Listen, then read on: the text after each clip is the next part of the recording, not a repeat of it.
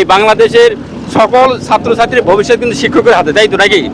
তো সেই ক্ষেত্রে আমরা যে এই খাতাগুলো দেখি অনেক সময় দিতে হয়, অনেক শ্রম দিতে হয়। এই খাতা দেখতে দেখতে মাঝে মধ্যে আমরা লাল চা খাই, আবার গল্প করি, আবার খাতা কাটতে হয়। তো এত কষ্ট করে খাতা কাটে যদিও আমাদের সরকারে একটা ভাতা দেয়, কিন্তু আসলে মানসিকভাবে তৃপ্তি, একজন শিক্ষকের কিন্তু তৃপ্তি থাকে। আত্মতৃপ্তিটা কি হতে পারে স্যার, একটু যদি বলেন। স্যারকে অশেষ ধন্যবাদ আমাকে পুনরায় কথা বলার জন্য। যাই হোক, ছাত্রের উদ্দেশ্যে আমি একটু কথা বলবো। জ্ঞানী হবে অপমান, গুণী হবে দোষী, সত্য উঠবে আকাশেতে, মিথ্যা হবে বেশি। বর্তমানে আমরা শিক্ষক জাতির মেরুদণ্ড, জাতি আমাদের স্বীকৃতি দিয়েছে। তাই আমরা এই জাতিকে কিছু উপহার দেওয়ার জন্য, যেহেতু আমরা শিক্ষকতা পেশায় নিযুক্ত হয়েছি, তাই আমি আপনাদের কাছে সবিনয় জোর হাতে করজোড়ে অনুরোধ করব যে আমার চাকরির বয়স এই বছর শেষ হয়ে যাবে। তাই আমার দীর্ঘ 33 বছর চাকরির জীবনে আমি লক্ষ্য করে দেখছি, যেহেতু চলে যাচ্ছি, তো ভালো মন্দ দিয়ে কিছু না কিছু আমি লক্ষ্য করে দেখছি।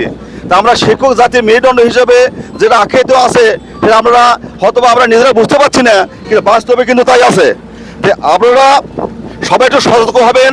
এই শিক্ষাকে, ছেলে মেয়েকে শিক্ষা দান করতে যে আমি শিক্ষা প্রতিষ্ঠানে দেখেছি, শিক্ষক হিসাবে আপনারা যেটুকু সুনাম অর্জন করতে পারবেন, তার মধ্যে দুইটি জিনিস লক্ষ্য রাখবেন।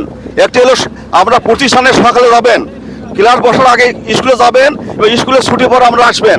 তাহলে কি হবে, সমাজ যেহেতু আমাদের দিকে সবসময় তাকে থাকে, তাই আমরা যেখানে যাই না কেন, আমরা যে স্টলে বসি না কেন, সবাই কিন্তু আমাদের সমালোচনা করে।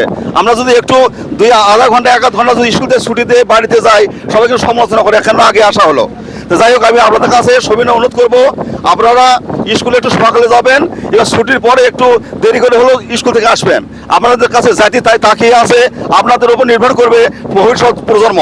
তাই আমি, যেহেতু আমার কর্মদিবস এই বছর শেষ হয়ে যাবে, তাই আমি আপনাদের কাছে অনুরোধ করব যে একটু হলেও একটু চেষ্টা করবেন যে আমরা যেন বাচ্চাদের কিছু শিখে দিয়ে যেতে পারি। তাহলে কি হবে, তাহলে পরবর্তী দেখা যাবে যে যতগুলো কর্ম আছে পৃথিবীতে, তার মধ্যে শিক্ষকদের সর্বশ্রেষ্ঠ জাতি হিসেবে স্বীকৃতি প্রাপ্ত হয়েছে, সেখানেই আমাদের মূল্যায়ন হবে।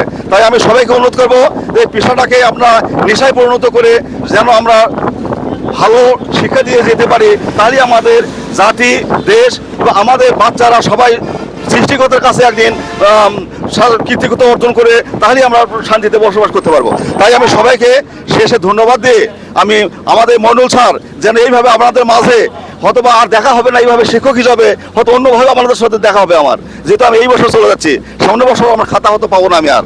যাই হোক, আমি সবাইকে আবারও দীর্ঘায়ু সুস্থায়ু কামনা করে, সবাই বাচ্চা ছেলে মেয়ে নিয়ে সবাই সুখে শান্তিতে থাকবেন, এই কামনা করে আমি আমার শেষ করছি। সবাইকে ধন্যবাদ, নমস্কার।